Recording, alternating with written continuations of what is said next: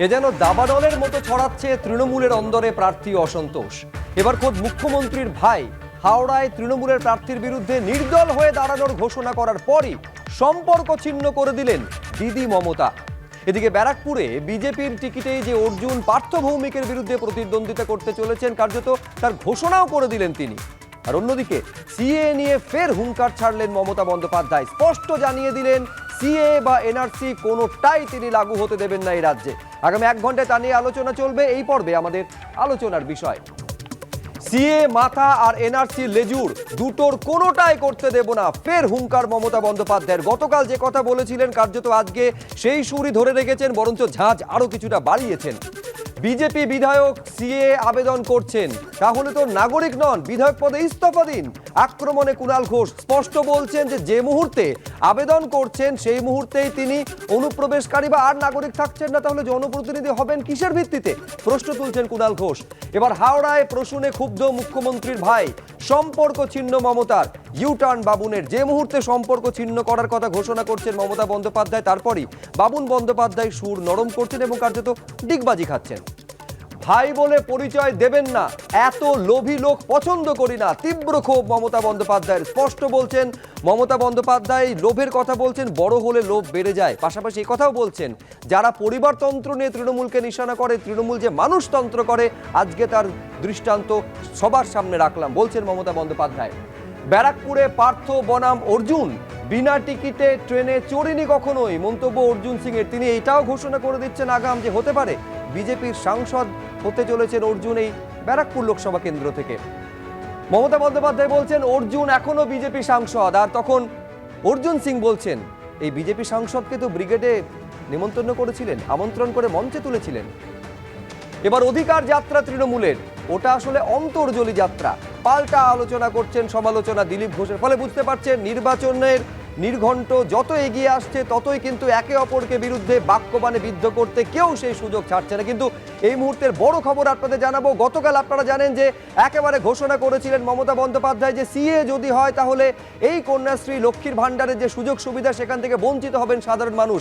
আজকে শুভেন্দু অধিকারী বলছেন যে তারা যদি ক্ষমতায় আসেন, অর্থাৎ বিজেপি ক্ষমতায় এলে এই লক্ষ্মীর ভাণ্ডারের অঙ্ক 3 গুণ করে দেওয়া হবে, 3000 করে তারা পাবেন, এই ঘোষণা করছেন বিরোধী দলনেতা শুভেন্দু অধিকারী। আজকে রানাঘাটে সভা ছিল, যেখান থেকে এই ঘোষণা করতে দেখা গেল শুভেন্দু অধিকারীকে যে সরকারি সুবিধা থেকে কেউ বঞ্চিত হবেন না, বরং যে ঘোষণা করেছেন এর আগে মমতা বন্দ্যোপাধ্যায় যে 500 টাকাটা বাড়িয়ে 1000 টাকা করা হবে, সেই 1000 টাকাটা 3 গুণ বাড়িয়ে 3000 টাকা করে দেওয়ার কথা ঘোষণা করছেন আজকে বিরোধী দলনেতা শুভেন্দু অধিকারী, তারা যদি ক্ষমতায় আসেন। আমি শুরুতে আপনাদের দেখাতে চাইবো শুভেন্দু অধিকারী এই 3000 টাকা লক্ষ্মীর ভাণ্ডারে দেওয়া হবে ঘোষণা করতে গিয়ে রানাঘাটের সভা থেকে ঠিক কি বললেন, দেখুন।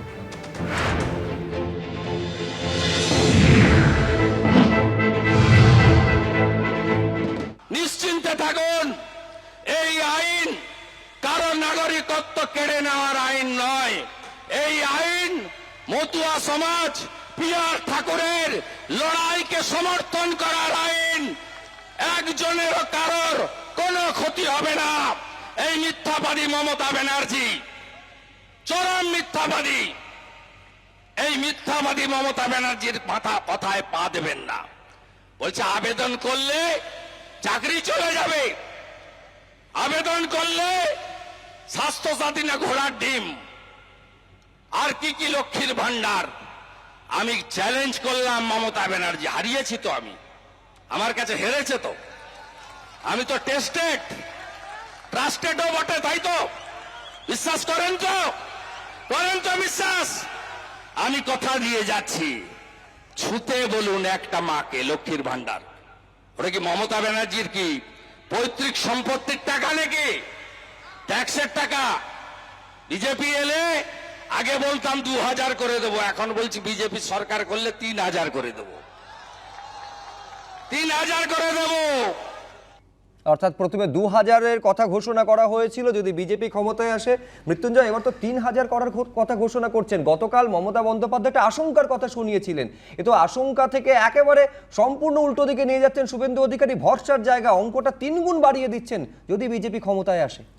ওই কুজোরও সৎ হয় চিত হয়ে শোয়ার, আর শুভেন্দু বাবুরও শখ হতেই পারে যে বিজেপি ক্ষমতায় আসবে। আপনি বলেন যদি ক্ষমতায় আসে, তাই এখন ওর যদির ওপরে দাঁড়িয়ে উনি রাজনীতি করবেন। এই শুভেন্দু অধিকারী গত বিধানসভার নির্বাচনের পরে, আমরা জিতে আসার পরে বিভিন্ন জনসভা থেকে সংবাদ মাধ্যমের সামনে বলেছে লক্ষ্মীর ভাণ্ডার মানে ভিকেরি কথা শব্দ অব্দি উনি ইউজ করেছেন। গত মানে পঞ্চায়েত নির্বাচনের আগের থেকে লক্ষ্মীর ভাণ্ডারকে যারা ভিক্ষা বলছেন, তারা পঞ্চায়েত নির্বাচনের সময় বলছেন 2000, এখন বলছেন 3000। উনি এই সব বললে লাভ কি? মানুষ জানে কারা লক্ষ্মীর ভাণ্ডার দিয়েছে।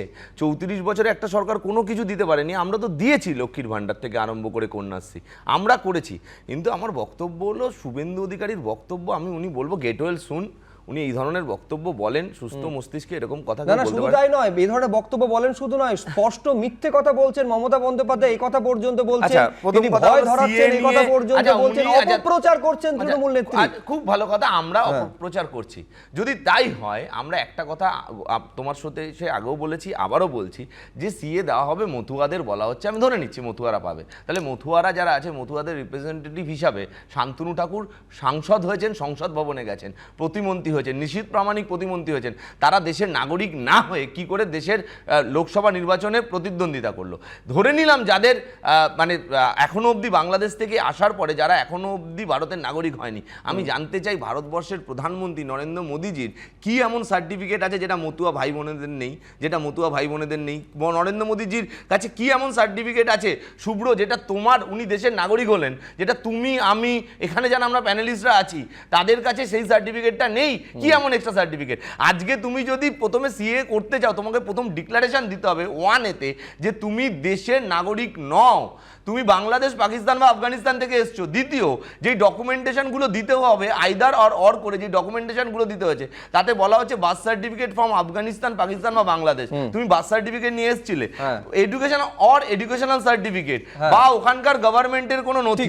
তারপরে যারা নিপীড়িত মানুষ, তোমাকে আমি বলছি নিঃসন্দেহে কাগজ এবং যে সমস্ত নথিগুলো দেখানোর কথা মৃত্যুঞ্জয় বলছে, নিঃসন্দেহে সেটা একটা আলোচনার জায়গা এবং যেটাকে স্বাভাবিকভাবে বিরোধীরা ইস্যু করতে চলেছে। কিন্তু আমি পাশাপাশি এইটা বলতে চাইবো যে একেবারে কেন্দ্র সরকারের তরফে, বিজেপির তরফে এইটা স্পষ্ট করে দেওয়া হচ্ছে এখানে এক্সক্লুশন বা নাগরিকত্ব যাওয়ার কোনো প্রশ্নই নেই। এটা সম্পূর্ণ একটা ইনক্লুশন বা অন্তর্ভুক্তিকরণের বিষয়। এইখানে আমি দর্শকদের দেখাতে চাইবো, গতকাল এই সিএ নিয়ে হাবড়ার প্রশাসনিক সভা থেকে মমতা বন্দ্যোপাধ্যায় বলছেন এই সিএ যদি লাগু হয় তাহলে এই মুহূর্তে যে সমস্ত রাজ্যে সরকারি প্রকল্পগুলো চালু রয়েছে, সেটা লক্ষ্মীর ভাণ্ডার হতে পারে, সেটা স্বাস্থ্য সাথী হতে পারে, সেটা কন্যাশ্রী হতে পারে, এই সমস্ত সুযোগ সুবিধা থেকে বাংলার মানুষ বঞ্চিত হবেন। কি বলেছিলেন গতকাল হাবড়ার কর্মী সভা থেকে, প্রশাসনিক সভা থেকে মমতা বন্দ্যোপাধ্যায়? দেখুন। আমার কন্যাশ্রী যারা আছেন ভাগাভাগি, সে যখন এই আইনে পড়বে, তার 18 বছর বয়স হয়ে গেলে নাগরিকত্ব, তাহলে তো সে কন্যাশ্রী পাবে না, শিক্ষাশ্রী পাবে না, ঐক্যশ্রী পাবে না, মেধাশ্রী পাবে না, বিনা পয়সায় রেশন পাবে না, কৃষক বন্ধু পাবে না, স্বাস্থ্য সাথী পাবে না, লক্ষ্মীর ভাণ্ডার পাবে না, বিধবা ভাতা পাবে না, বার্ধক্য ভাতা পাবে না, কোনো সুযোগ সুবিধা পাবে না। আপনাকে আগে বেআইনি হয়ে যেতে হবে, তারপরে আদৌ আপনি আইনি হবেন কিনা তার কোনো গ্যারেন্টি নেই।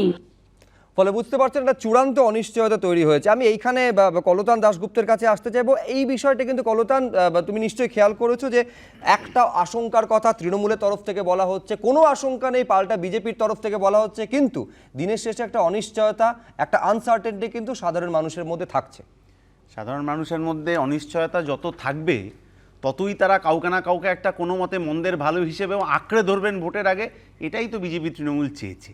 কথা হচ্ছে যে আমার দেশের যে সংবিধানটা এখনও আছে, এখনও তো ওটা বদলে যায়নি পুরোপুরি, যে সংবিধানটা আছে সে সংবিধান সমাজতান্ত্রিক, ধর্মনিরপেক্ষ, গণতান্ত্রিক সাধারণতন্ত্রের কথা বলে, উপাসনা স্বাধীনতার কথা, বিশ্বাসের স্বাধীনতা, ধর্মের মত প্রকাশের স্বাধীনতা, এই সবটা আছে।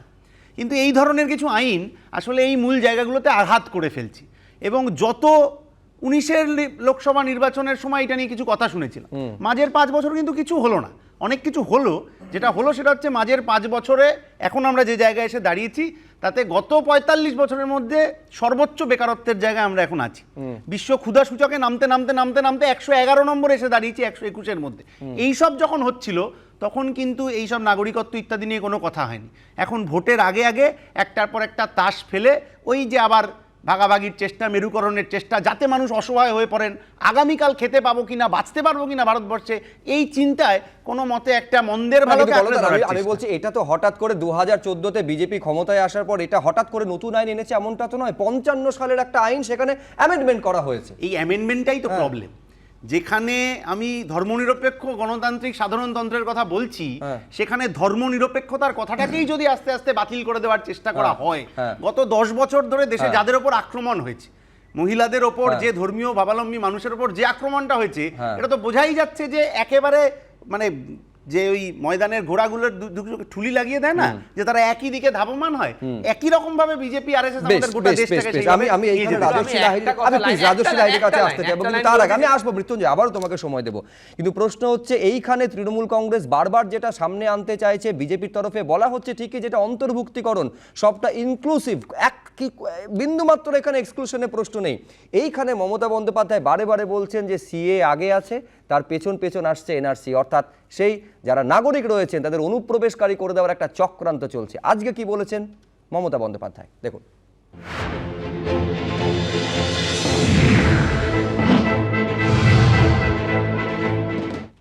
Our stand is very clear. क्या এবং এনআরসি নিয়ে আপনারা দেখেছেন আসামের মুখ্যমন্ত্রীও বলেছে এটা কিছুই হবে না, কে অ্যাকচুয়াল নাগরিকত্বও পাবে না। সুতরাং এটা হচ্ছে লোক দেখানো এবং লোক ঠকানো। এটার পেছনেই হচ্ছে এনআরসি, এটা হচ্ছে ওটা মাথা, এটা লেজু। সুতরাং আমরা দুটোই করতে দেবো না। তার কারণ হচ্ছে যদি কেউ আগে যেটা অধিকার ছিল ডিএম দিত, ডিএম সার্ভে করে দিয়েই তো কোনো অসুবিধাই ছিল না, ডিএম এর কাছ থেকে পাওয়ারটা কেড়ে নেওয়া হয়। দ্বিতীয়ত হচ্ছে দেখুন আমেরিকায় কেউ পড়তে গেলে 5 বছর থাকলে একটা গ্রিন কার্ড পায়। সুতরাং যদি কেউ বাইরে থেকে আসে তারা অ্যাপ্লাই করে এবং তারা 5 বছর 10 বছর থাকে, তারা এমনিতেই পায়। সেই সিস্টেম করে দিলেই তো কম হয়ে যায়। আজকে প্যানিকই আধার কার্ড ক্যান্সেল করো, যেই অ্যাপ্লাই করবে তার প্রপার্টি রাইট কি থাকবে, তার আগেরগুলো সবই তো বাতিল হয়ে গেল তার মানে। সুতরাং এটা একটা কোয়েশ্চেন মার্ক আছে যেটা মানুষের জন্য ক্ষতিকারক। আমরা এনআরসি আগেও বলেছি করতে দেবো না, এবং ক্যাশ সাথে এনআরসি যুক্ত আছে, এটাতে কেউই লাভবান হবে না। এই নিয়ে অনেক আগুন জ্বলেছে, আমরা চাই না নতুন করে কোনো আগুন জ্বালাতে, আমরা তাই বাংলায় এটা চালু করতে দেবো না। রাজস্বী, প্রথম কথা, মমতা বন্দ্যোপাধ্যায়ের হাতে এটা নেই যে বাংলায় তিনি চালু করতে দেবেন কি দেবেন না। এটা সম্পূর্ণ সেন্ট্রালের আওতায় পড়ে, কেন্দ্র সরকার যেটা মনে করবেন সেটাই করবে। ক্ষুধা সূচকের কথা এখানে কমিউনিস্ট পার্টি বলল, যে দেশগুলো ভারতবর্ষ আটা না পাঠালে পরে, চাল না পাঠালে পরে খেতে পায় না, তাদের ক্ষুধা সূচকে তারা ভারতবর্ষের থেকে এগিয়ে। যারা সম্পূর্ণ রকমভাবে ধ্বংস হয়ে যাচ্ছে, শ্রীলঙ্কা ইত্যাদি দেশগুলো, তারা নাকি হ্যাপিনেস ইন্ডেক্সে ভারতবর্ষের থেকে অনেক বেশি এগিয়ে। তো আমরা বুঝতেই পারছি পিএফআই ওই কি একটা আছে, সিএমআই নাকি, সিএমআই, হ্যাঁ, যারা বেকারত্বের ডেটা পাঠাতো, ওই চিদাম্বরমের কোম্পানি, পিরিয়ডিক লেবার ফোর্সের ডেটা ভারতবর্ষে এখন রিসেন্ট ক্যালকুলেশন করছে, বলছে 3.2% হচ্ছে এই মুহূর্তে ভারতবর্ষে বেকারত্বের হার। 2012 সালের কোজিকোডের পার্টি কংগ্রেসে কমিউনিস্ট পার্টি অফ ইন্ডিয়া কি রেজলিউশন নিয়েছিল এবং তাতে কি লেখা ছিল সেটা পড়ে এসে মানুষকে সেই ডেটার কাগজটা নিয়ে এসে যদি বলে তাহলে বুঝতে পারবো। কারণ কমিউনিস্ট পার্টি অবধারিত, যখন নিজেরা বলবে তখন সেটা ঠিক, যখন অন্য কেউ করে দেখাবে তখন সেটা হচ্ছে একটা বিরাট বড়। যারা ধর্ম নিরপেক্ষতার কথা বলছেন, যারা মরিচ ঝাঁপিতে হাজার হাজার বাঙালকে, পূর্ববঙ্গের উদ্বাস্তু বাঙালকে যারা হত্যা করেছিল, তাড়িয়ে মেরেছিল, যাই হোক, টিএমসির নেত্রী বারাসতে অনেক কি কথা বলেছিলেন যে যারা বাংলাদেশ থেকে এসেছেন তারা আমাদেরকে বলবেন, আমরা তাদের ভোটার কার্ড, পাসপোর্ট আর ভোটার কার্ড। আমি একটা ছোট্ট আমি আবার তোমার কাছে আসবো, আমি তোমার কাছে আসবো, তুমি তো একটু দেরি করে এসেছো। আমি এইখানে দর্শকদের বলে দিই, আমি সেদিন আমার মনে আছে যে মহানন্দা কাঞ্জিলাল এই স্টুডিওতে ছিলেন, এবং যেদিন ঘোষণা করা হয়েছিল একেবারে অর্থমন্ত্রী যখন ওই অন্তর্বর্তীকালীন বাজেট পেশ করছেন, যে সংখ্যক গরিবকে এই একেবারে দারিদ্র সীমা থেকে বের করা হয়েছে সেই তথ্য সঠিক নয় বলে সেদিন দাবি করেছিলেন মহানন্দা কাঞ্জিলাল। সিএ কেন আশঙ্কার জায়গা? তৃণমূল হাতিয়ার করছে অমিত শাহর একটা পুরনো বক্তব্যকে, দেখুন। जी समझ लीजिए, पहले सीए भी आने जा रहा है, सीए भी आने के बाद एनआरसी आएगा, और एनआरसी सिर्फ बंगाल के लिए नहीं आएगा, पूरे देश के लिए आएगा। घुसपैठिया देश की समस्या है। बंगाल चूंकि बॉर्डर स्टेट है तो बंगाल के लिए ज्यादा एक्यूट समस्या है, परंतु पूरे देश की समस्या है। तो पहले सीए भी आएगा, सारे शरणार्थियों को नागरिकता दिया जाएगा, तो स्वाभाविक रूप से एनआरसी से उनको भय रखने की जरूरत नहीं। মহানন্দাদি, হ্যাঁ, প্রথম কথা হচ্ছে যে এই যে কনস্টিটিউশন অ্যামেন্ডমেন্ট অ্যাক্ট যেটা করা হয়েছে সেটা ক্যাটাগরিক্যালি বলে দেওয়া হয়েছে নন মুসলিম। প্রথম আপত্তিটা আমার এইখানে। দ্বিতীয় কথা হচ্ছে যে ওই সব তিনটে দেশ যেখানে যাদের কথা বলা হয়েছে আফগানিস্তান, বাংলাদেশ, পাকিস্তান, ওখানে শুধুমাত্র হিন্দু, শিখ, বৌদ্ধ, জৈনরা টর্চার্ড নয়। জেনে রাখা দরকার যে ওখানে হাজারা, শিয়া গোষ্ঠী, আহমিদা গোষ্ঠী, তাদের উপরে অত্যাচার হয়। তাহলে যদি অত্যাচারীদের উপরেই এত করুণা করা হচ্ছে তাহলে তারা কেন বাদ যাচ্ছে? আর এই তিনটে দেশ কেন, তিব্বত, শ্রীলঙ্কা, মায়ানমার, এখানেও কিন্তু যদি অত্যাচারের কথা বলা হয় তাহলে বহু মানুষ আছে অত্যাচারিত।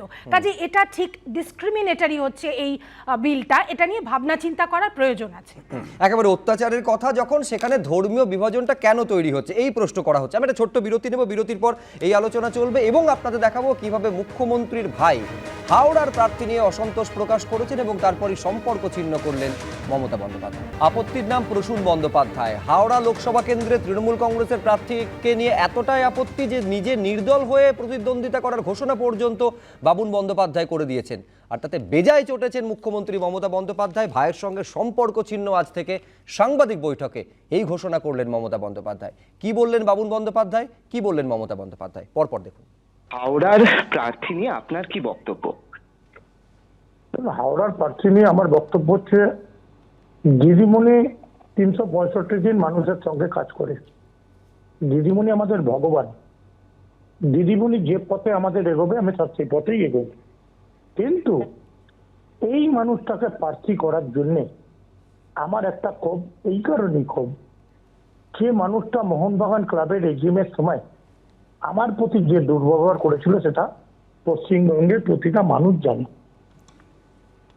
তারপরে এমপি ল্যাডের পুরো টাকা সেভ করতে পারে না, ঘরে বসে রাজনীতি হয় না। তার জন্য চিন্তা ভাবনা করেছি যে নির্দল প্রার্থী হলেও আমি হাওড়ায় হয়তো দাঁড়াতে পারি। হাওড়ায় আপনি নির্দল প্রার্থী হয়ে মানে প্রসূন বন্দ্যোপাধ্যায়ের বিরুদ্ধে আপনি প্রার্থী হবেন? হ্যাঁ, আমি প্রসূন বন্দ্যোপাধ্যায় না নির্দল প্রার্থী হিসেবে দাঁড়াবো। মানে কার বিরুদ্ধে দাঁড়াচ্ছেন? কার বিরুদ্ধে কি বিরুদ্ধে আপনি বুঝতে পারবেন কার বিরুদ্ধে দাঁড়াচ্ছি। আমি নির্দল প্রার্থী হিসেবে দাঁড়াবো। কোন কেন্দ্র থেকে দাঁড়াবেন? হাওড়া। হাওড়া। তো ওখানে তো ইতিমধ্যেই আপনি বোধহয় ভোটার হয়েছেন ইতিমধ্যেই। আমি ভোটার হয়েছি। আচ্ছা, তো এই বিষয়ে আপনার সঙ্গে মমতা বন্দ্যোপাধ্যায়ের কোনো কথা হয়েছে? বা দেখুন, দিদিমণির সঙ্গে গিয়ে ডাইরেক্ট কথা বলবো। দিদি ভাইয়ের ব্যাপার, যেখানে রাখি পড়ি, ফোটা নেই, সেখানে দিদি ভাইয়ের ব্যাপার আছে। দিদি আমার কাছে ভগবান। দিদির কথা আমি অক্ষরে অক্ষরে পালন করি। দিদির সঙ্গে আমার কোনো মতভেদ নেই, বা মতভেদ হওয়ার কোনো জায়গাও নেই। তাহলে আপনি নির্দল প্রার্থী হিসেবে দাঁড়াচ্ছেন বা দাঁড়ানোর ভাব হিসেবে দাঁড়াবো, সেটা নিশ্চয়ই দিদির কাছ থেকে আশীর্বাদ চাইবো। দিদি হয়তো না বলবে, আমি জানি। দিদি হয়তো না বলবে জানি, তাহলে আমি দিদিকে বোঝানোর চেষ্টা করবো কেন দাঁড়াচ্ছি। আমি শুনেছি, এটা আমার কানে এসছে। আমি যেদিন থেকে পার্টি করি, কোটি কোটি মানুষের সাথে কাজ করি, এবং আমি একবার নয় হাজারবার লক্ষবার বলেছি যে আমার পরিবার বলে কিছু পরিবার নেই। আমার পরিবার হচ্ছে মানুষের পরিবার, মামাটি মানুষের পরিবার। পরিবারটাকে বাদ দিয়ে যে যার খেলা খেলে।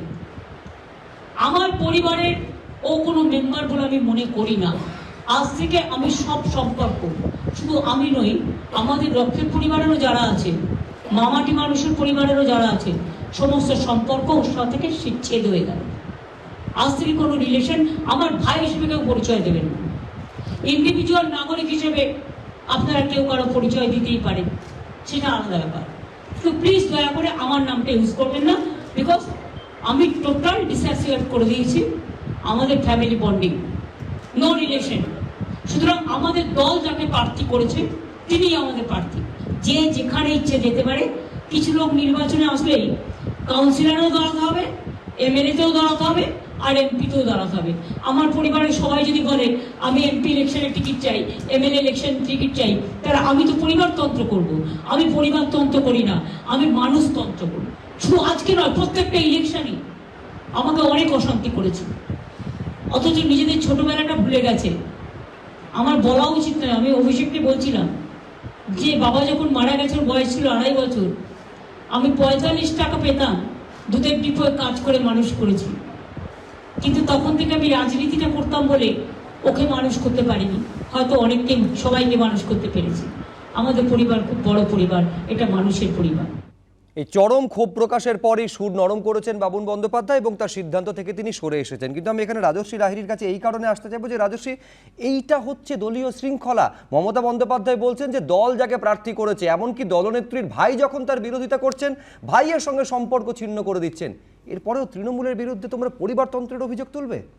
এসব নাটক নাবন্তা আগেও দেখেছি। আরাবুলকে দল থেকে বহিষ্কার করা, আবার তাকে দলের মধ্যে নিয়ে নেওয়া, এসব তৃণমূলের চোরেদের চুলোচুলি, তার মধ্যে নানান রকমের নাটক, ভাগ বাটোয়ারার বখরার নাটক। যদি এতই থেকে থাকে তাহলে পরে বলে দিক না কালীঘাটের 35টা প্লট কি করে হলো।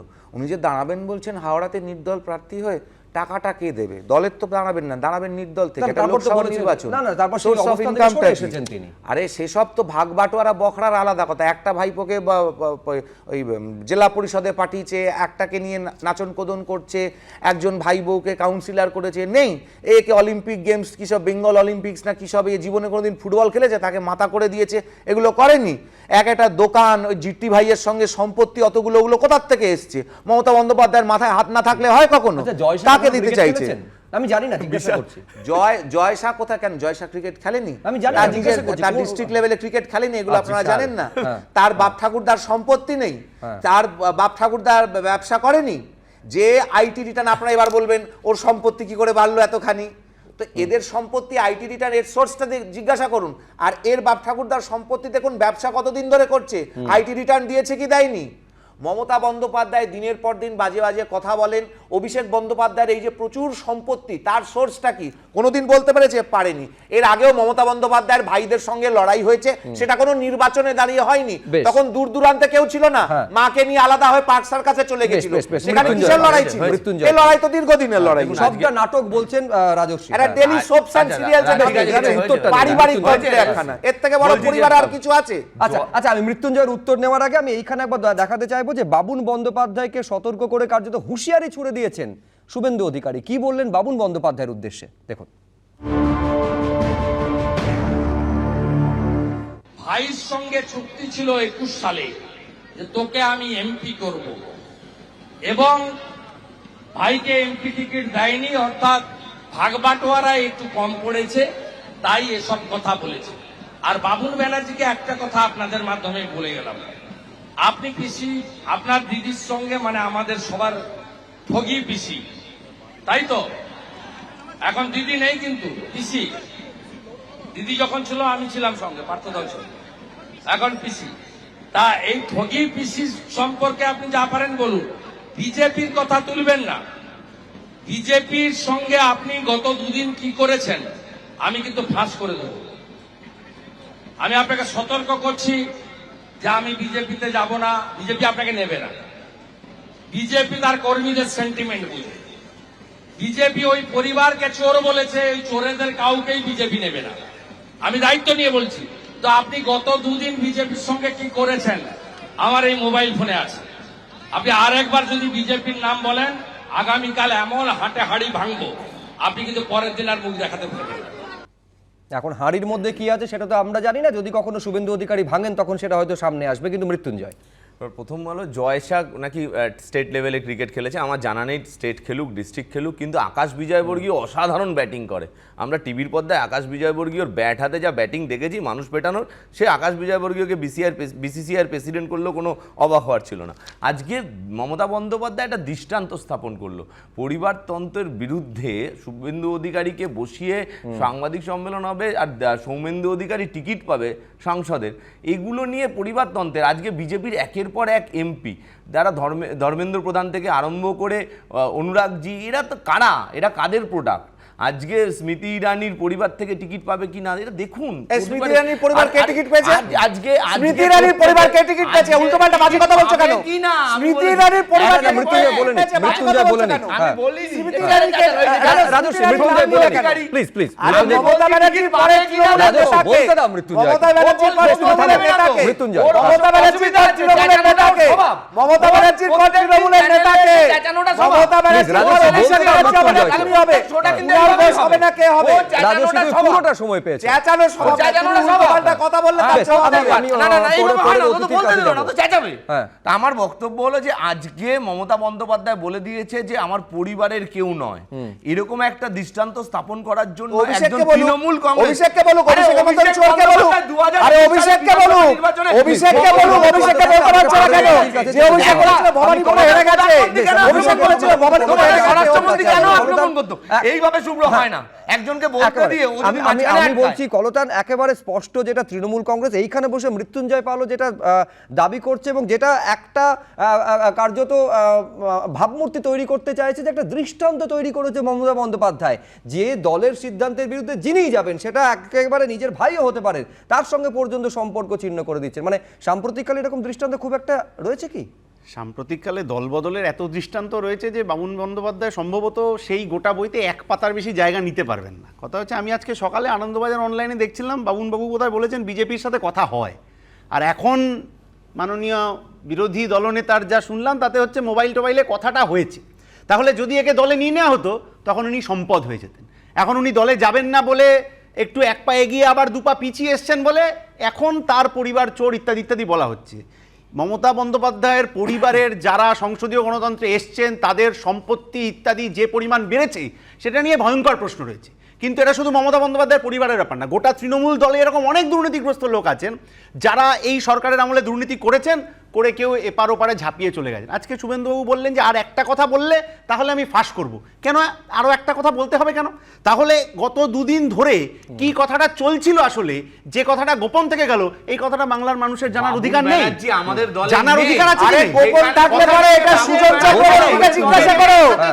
সোনা বৌমার সোনা চুরি নিয়ে প্রেস কনফারেন্স করেছিল যে ওই পত্রিকা পেয়ে দিয়েছিল, এটা এই কথাটা সুজন চক্রবর্তীকে জিজ্ঞাসা করো।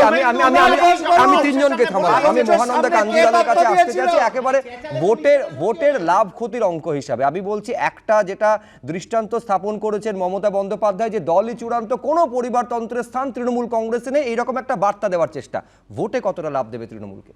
দেখো, রাজনীতিটা এখন নীতিহীন হয়ে গেছে। তার ফলে এখন রাজনীতি হয়ে গেছে অনুদান দেওয়ার নীতি, দল বদলের নীতি, ক্ষমতা দখলের নীতি। এখানে ক্ষমতা দখলটা এমন পর্যায়ে পৌঁছে গেছে যে আমরা দেখতে পাচ্ছি যে কোনো নেতা সে টিকিট না পেলেই তার ক্ষোভ প্রকাশ করে ফেলছে এবং সেটা পাবলিকলি বলে ফেলছে। তার মানে মানুষের কাছে এটা পরিষ্কার হয়ে যাচ্ছে যে একমাত্র ক্ষমতাটা দখল করতে হবে, যেভাবেই হোক ভোট পেতে হবে আর ক্ষমতা দখল করতে হবে, এবং তার জন্যই এই সমস্ত বিতর্ক তৈরি হচ্ছে। তবে মমতা বন্দ্যোপাধ্যায় একটা বার্তা দিয়েছেন যে তিনি পরিবারতন্ত্রে বিশ্বাস করেন না।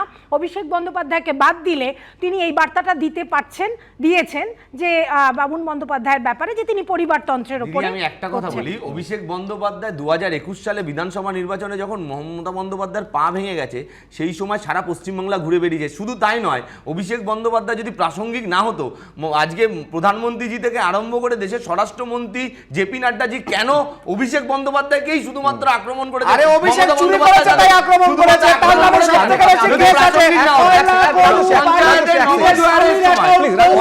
আমি বলছি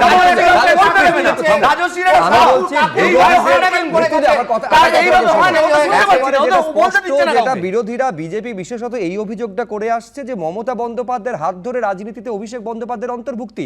আজকে অভিষেক বন্দ্যোপাধ্যায় যে জায়গায় রয়েছেন, মমতা বন্দ্যোপাধ্যায় না থাকলে সেইটা কোনোদিনও সম্ভব ছিল কি? এইটা হচ্ছে পরিবারতন্ত্র বলে বিজেপির অভিযোগ। বিজেপি বলতেই পারে, কিন্তু প্রমাণ করতে হবে। কেউ যদি কোনো জায়গা থেকে রাজনীতি করতে, অভিষেক বন্দ্যোপাধ্যায় বহুবার বলেছে, বহু চ্যানেলে বলেছে যে এক পরিবার থেকে একজনই রাজনীতি করতে পারবে, পারবে, রাজস্বী one liner। সংখ্যাগরিষ্ঠতা, রাজস্বী one বিল liner। আনুক না, বিল আনুক, একাধিক বিল লোক আনুক। রাজনীতি করতে পারবে, কোনো অসুবিধা নেই, বিল আনুক। সমস্ত জায়গায় হয়, কিন্তু আমাকে মৃত্যুঞ্জয় দা এইটুকু বলে আরে দিন, রাজনাথ সিং এর তৃণমূলের- পরিবর্তন নিয়ে একটু আরে বলো না। বাবা, শুভেন্দু সবাই অধিকারীর করবে। পরিবর্তনটা নিয়ে বলো। মমতা তুমি এত বন্দ্যোপাধ্যায় বড় বড় কথা তৃণমূলের বলো। মালিক কে হবে, আরে, তৃণমূলের নেতা কে হবে, তুমি- কার হাতে যাবে? আরে তোমাদের মৃত্যুঞ্জয়দের হাতে যাবে। মৃত্যুঞ্জয় কোনোদিন কি তৃণমূলের নেতা হতে পারবে? কুণাল ঘোষ হতে পারবে? মমতা অভিষেক বন্দ্যোপাধ্যায় ব্যানার্জি এর ছাড়া আগে স্পষ্ট করে দিয়েছে যে তার অবর্তমানে কারা এই তৃণমূল কংগ্রেসকে পরিচালনা করবে সে পরবর্তী প্রজন্ম পর্যন্ত তৈরি রেখেছেন মমতা বন্দ্যোপাধ্যায়। অর্জুন সিং এই সম্ভাবনা জোরালো যে ব্যারাকপুরে পার্থ ভৌমিকের বিরুদ্ধে বিজেপির টিকিটে প্রতিদ্বন্দ্বিতা করতে চলেছেন অর্জুন সিং। কিন্তু আমি এখানে রাজশ্রী লাহিড়ীর কাছে আসতে চাইবো। অর্জুন সিং বলছেন যে মানুষ ব্যক্তিকে ভোট দেয় না, পার্টিকে দেয়, কিন্তু সেই পার্টিকে বিশ্বাসযোগ্য ব্যক্তি করে। আমি বলছি রাজশ্রী, সেই ব্যক্তির কি বিশ্বাসযোগ্যতা আছে যিনি টিকিটের জন্য দল বদলান? দেখুন, আমরা এই এবিপি আনন্দতেই শো করতে এসে আমরা মদন মিত্রের একটা বক্তব্য শুনেছিলাম, অর্জুন এখন আমাদের দলে, আর অর্জুনের বাড়ির সামনে বোমা পড়বে না, এবং দিনের পর দিন অর্জুনের বাড়ির সামনে কীরকম বোমা টোমা পড়েছে সেটাও আমরা দেখেছি। তবে অর্জুন সিং তো এখনও অবধি বিজেপিরই এমপি আছেন, এবং অর্জুন তো আমাদেরই আছেন। তবে উনি দলে আসবেন কি আসবেন না সেটা অনেক অনেক পরের ব্যাপার, বড় ব্যাপার। উনি আগে অ্যাপ্লাই করুন, উনি জানান উনি আসতে চান কি চান না, আদৌ তাকে টিকিট দেওয়া হবে কিনা সেটা সেন্ট্রাল ইলেকশন কমিটি ঠিক ঘোষণা করে করবে। দিয়েছেন যে ব্যারাকপুরের পরবর্তী সাংসদ হতে চলেছেন তিনি, বিজেপি সাংসদ। না না না, সেটা এখনো অবধি বিজেপি থেকে কেউ জানায়নি। পার্থ যদি সারথি না হয় তাহলে অর্জুনের যুদ্ধ জয় সম্ভব না। এখানে পার্থ নিজে ময়দানে আছে, পার্থ যেখানে ময়দানে আছে সরাসরি যুদ্ধে লড়ছে, সেখানে অর্জুন বিপক্ষে থাকুক আর যেই বিপক্ষে থাকুক হারবে। পার্থ ময়দানে এখানে, তার মানে জয় তো নিশ্চিত, 100% নিশ্চিত। কলতান তারপরে নীতি নৈতিকতার কোনো মূল্য নেই। না না, নীতিগত মূল্য থাকতে পারে না তো। যে অর্জুন সিং এর সম্পর্কে আজকে বিজেপি নেতা এত নরম করে কথা বলছেন, অর্জুন সিং দলে আসার আগে ওনাদেরই রাজ্যসভার সাংসদকে ওই নির্বাচনের দিন যে ধাক্কাটা মেরেছিলেন রাস্তার মধ্যে, তার জন্য ক্ষমা চেয়ে আসবেন কি? 2019-এর চিত্রনাট্য একই রকম ভাবে আবার এইবার 24 সালে হচ্ছে। একই ব্যাপার, অর্থাৎ একজন একটা পার্টিতে ছিলেন, তিনি অন্য পার্টিতে চলে গেলেন, আবার যদি সেই ব্যাক টু প্যাভিলিয়ন আগের পার্টিতে যান। আমার একটাই বক্তব্য, মানুষের কাছেই জনপ্রতিনিধিদের কি বার্তা যাচ্ছে? একজন মানুষকে ভরসা করেই তো মানুষ ভোটটা দেয়, ভোটটা দিতে গেলেও তো একটা আস্থার দরকার। জনপ্রতিনিধিরা কি সেই আস্থা দিতে পারছেন? ব্যারাকপুরে কি হতে চলেছে হয়তো আর কিছু সময়ের মধ্যে, কয়েকদিনের মধ্যে সেটাও পরিষ্কার হয়ে যাবে। আপাতত এই পর্যন্ত। ছোট্ট একটা বিরতির পর দেবস্মিতার সঙ্গে দেখুন 7টায় বাংলা। চোখ রাখুন এবিপি।